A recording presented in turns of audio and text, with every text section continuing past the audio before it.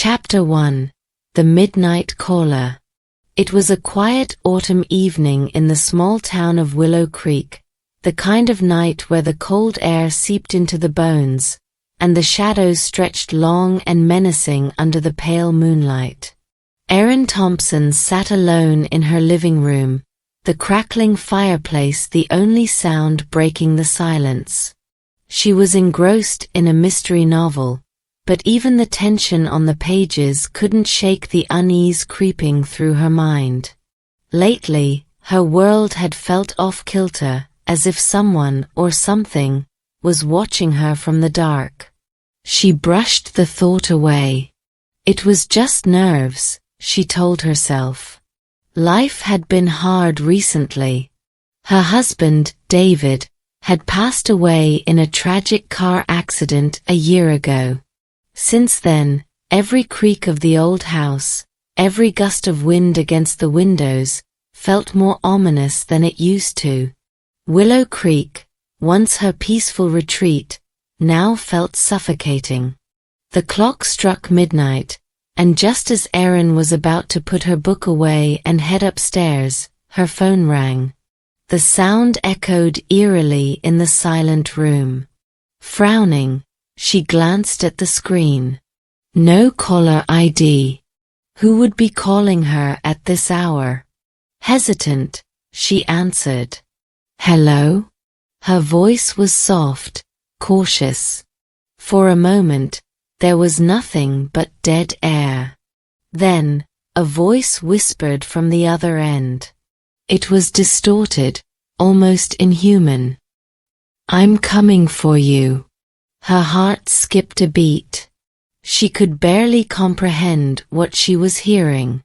She waited for a follow-up, some laugh to break the tension, indicating it was a cruel prank, but there was only the click of the line disconnecting.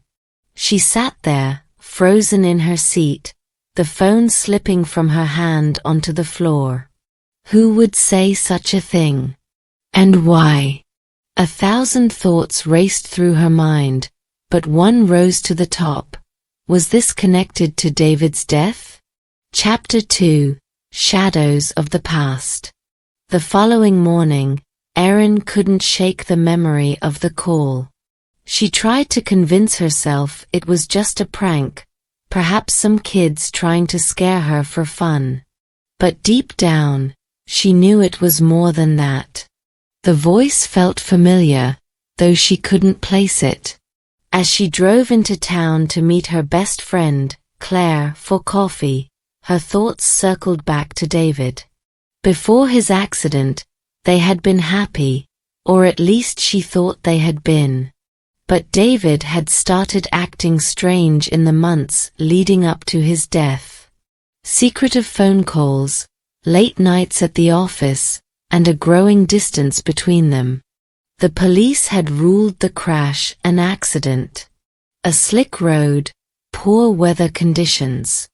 But Erin had never been able to shake the feeling that something more sinister had happened. And now, with the strange phone call, her suspicions grew. When Erin arrived at the cafe, Claire was already waiting. She waved from the corner table, her usual bright smile in place. You look pale, Claire said as Erin sat down. Is everything okay? Erin debated whether to tell her friend about the call, but decided against it. She didn't want to sound paranoid, especially since Claire had been trying to help her move on from David's death. I'm fine. Just didn't sleep well, Erin lied, forcing a smile. Claire tilted her head, studying Erin's face. You sure? You look like you've seen a ghost. Erin laughed softly, but the sound was hollow. It's nothing. Really. They chatted for a while, Claire going on about her new job at the local library, but Erin's mind was elsewhere. Every time her phone buzzed with a notification, she jumped, half expecting another chilling message. But it was just mundane texts, her sister checking in, an email from work. By the time Erin left the cafe, her unease had only grown. As she walked back to her car, she felt it again, that prickling sensation on the back of her neck, as though someone was watching her. She spun around, scanning the street, but it was empty. Just her imagination, she told herself. But when she climbed into the driver's seat and glanced into her rearview mirror, she thought she saw a figure standing in the alleyway across the street, watching her. She blinked, and the figure was gone. Chapter 3: The Unwelcome Visitor. Erin arrived home later that evening, shaken. The feeling of being followed had stayed with her all day, and now, standing at her front door, she hesitated to go inside. The house felt different, darker, as though it no longer belonged to her. She took a deep breath and unlocked the door. The moment she stepped inside, a shiver ran down her spine. The living room looked the same as always, but something felt off. Her gaze fell on the fireplace mantel, where a framed picture of her and David on their wedding day stood proudly. The frame had been turned upside down. Her stomach dropped. Someone had been in her house. She grabbed her phone to call the police, but before she could dial, the phone buzzed in her hand. Another call from a blocked number. With trembling fingers, she answered. "Who is this?" A cold, rasping voice responded, "You think you're safe, Erin. But you're not. You never were." She slammed the phone down, her heart pounding in her chest. The police. She had to call the police. But before she could, a knock echoed from the front door. Erin froze, her hand gripping the phone tightly. She wasn't expecting anyone. Slowly, she approached the door, peeking through the peephole. No one was there. Her phone buzzed again, and this time, she didn't pick up. Instead, she stared at the screen as the voicemail icon appeared. Her hands shook as she played the message. "You can't run from me, Erin. I know your secrets." Her secrets? What was he talking about? Erin's mind raced, and suddenly it clicked. David. This had something to do with David. But what? She had to find out what he had been hiding from her before the crash. And if she couldn't do it herself, she knew someone who could. Chapter 4: The Private Investigator.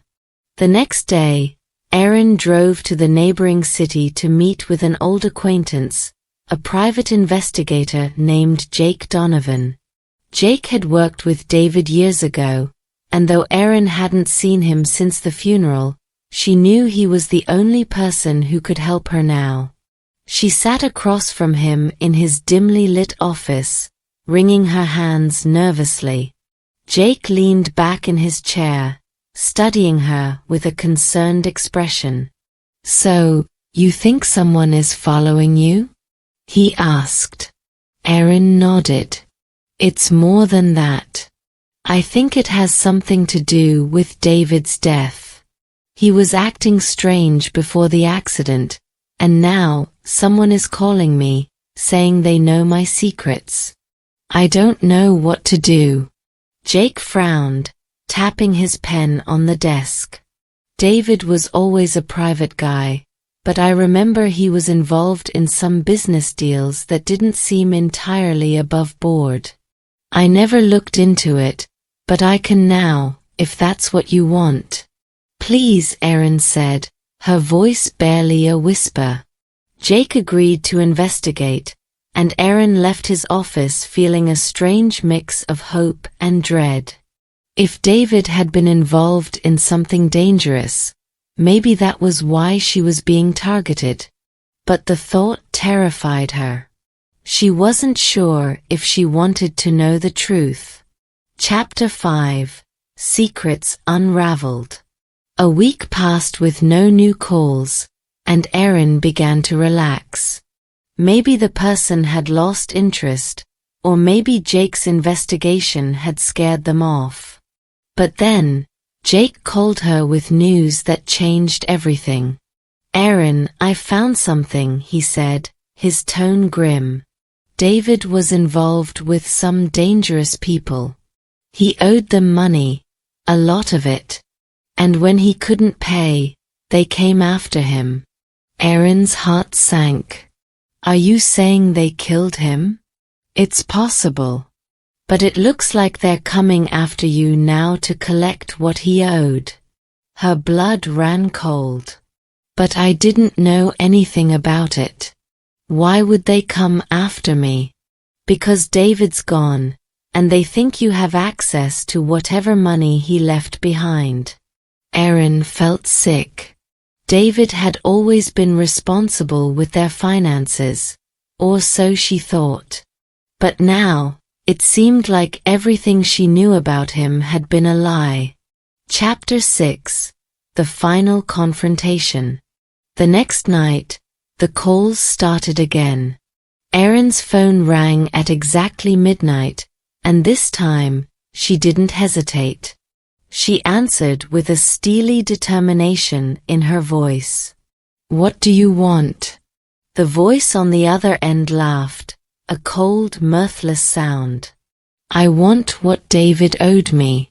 And if you don't give it to me, you'll end up just like him." Erin's heart raced. She had no idea what David had owed this person, but she wasn't about to let them scare her any longer. "I don't have any money," she said, her voice shaking. "David didn't leave me anything." "We'll see about that," the voice said before hanging up. The next few days were a blur of fear and paranoia. Erin barely slept, jumping at every sound, every shadow. She knew she had to act fast, but she had no idea where to begin. The police were no help. They dismissed the calls as a prank. Her only hope was Jake, who was still digging through David's past, trying to uncover the full scope of his debts and the people involved. One night, while Erin lay in bed, her phone rang again, piercing through the stillness of the house. She didn't even hesitate this time. She picked it up, her hand shaking. "Why are you doing this?" she demanded, her voice a mix of anger and fear. The voice on the other end chuckled, but this time, it wasn't distorted. It was clear. "Familiar. I told you, Erin. David's debts are your debts now." Her blood ran cold. She recognized the voice. It was Claire. Chapter 7. Betrayal Unmasked. The realization hit Erin like a freight train. Claire, her best friend, the one person she thought she could trust, was behind the calls. "But why? How could you?" Erin whispered, her voice barely audible over the lump forming in her throat. Claire's voice was cold, devoid of the warmth Erin had always known. "David wasn't the man you thought he was, Erin. He owed me. And when he couldn't pay, he thought he could run. But he couldn't hide from me. Now, neither can you." Erin's mind raced. David had owed Claire money? It didn't make sense. Claire had never mentioned anything about her relationship with David beyond casual friendship. But the more Erin thought about it, the more pieces began to fall into place. The late-night calls, the strange behavior leading up to David's death, it all pointed to something much darker than she had imagined. "You killed him, didn't you?" Erin asked, her voice trembling. There was a long pause on the other end. Then Claire spoke, her voice icy. "David was a fool. He tried to cut me out of a deal, and I couldn't let that happen. But you, Aaron, you're going to pay for his mistakes." The call disconnected, leaving Aaron in stunned silence. Her mind was spinning, but one thing was clear. She was in danger, and the person she had trusted most was the one behind it all. Chapter 8. The Escape Plan. Erin knew she couldn't stay in the house any longer. Claire was unpredictable, and now that her secret was out, there was no telling what she might do next. Erin quickly packed a bag, her hands trembling as she grabbed whatever essentials she could find. She dialed Jake's number, praying he would pick up. "Jake, it's Claire. She's the one who's been threatening me," Erin whispered into the phone, pacing nervously by the front door. There was a brief silence before Jake spoke. "Claire? Are you sure?" "Yes." She admitted it. "She's coming after me, Jake. I need to get out of here." "Stay where you are." "I'm coming to you now," Jake said, his voice firm. "Don't open the door for anyone." Erin nodded, her heart pounding in her chest. She hung up and glanced around the house. Every creak, every shadow made her jump. She checked the windows and doors, making sure everything was locked. But deep down, she knew Claire wouldn't stop until she got what she wanted. Minutes felt like hours as Erin waited for Jake. The house was eerily quiet, and the only sound was the ticking of the clock on the wall. Just as she began to relax, there was a loud bang at the front door. Her heart leaped into her throat. "Erin, it's me. Let me in." Claire's voice called from the other side, her tone frantic. Erin froze. She hadn't expected Claire to come so soon. She backed away from the door, her mind racing. "Erin, please. I just want to talk." Claire shouted, pounding on the door again.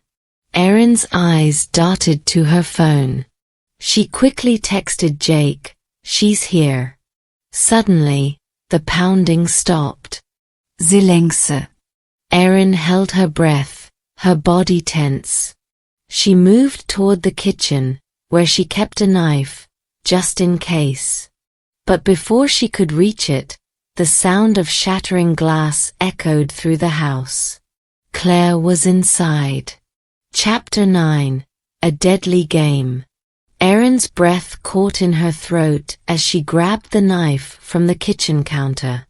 She backed away slowly, her eyes scanning the room for any sign of Claire. The broken window in the living room was her entry point, but Claire was nowhere to be seen. "Erin, you can't hide from me," Claire's voice echoed through the house, sending a chill down Erin's spine. "We're friends, remember? This doesn't have to end badly." Erin's mind raced. She had to get out, but the front door was too risky. Claire was likely waiting for her. The back door was her only option. She moved quietly, her footsteps barely making a sound as she crept toward the back of the house. But as she reached for the doorknob, Claire appeared from the shadows, her face twisted in a sick smile. "Going somewhere?" Claire asked, her voice dripping with malice. Erin's heart pounded in her chest as she tightened her grip on the knife. "Why are you doing this?" she demanded, her voice shaking. Claire tilted her head, her smile fading. "Because David owed me. He was supposed to pay me back, but instead, he tried to cut me out of a deal worth millions. And now, you're going to make up for his betrayal." "I don't have any money, Claire.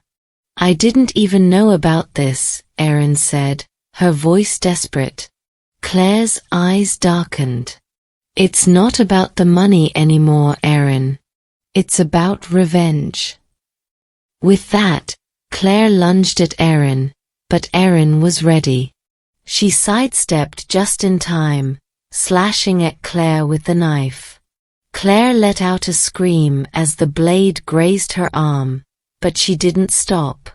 She grabbed Erin by the hair, yanking her back. Erin fought with everything she had, but Claire was relentless. They struggled, knocking over furniture and sending books crashing to the floor. Erin's mind was a blur of fear and adrenaline as she tried to free herself from Claire's grip. Just when Erin thought it was over, a loud crash echoed through the house. The front door burst open, and Jake stormed in, gun drawn. "Claire, stop!" he shouted.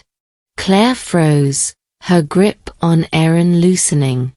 For a brief moment, there was silence, and Erin could see the madness in Claire's eyes. But then, Claire let out a low laugh, her eyes never leaving Erin's.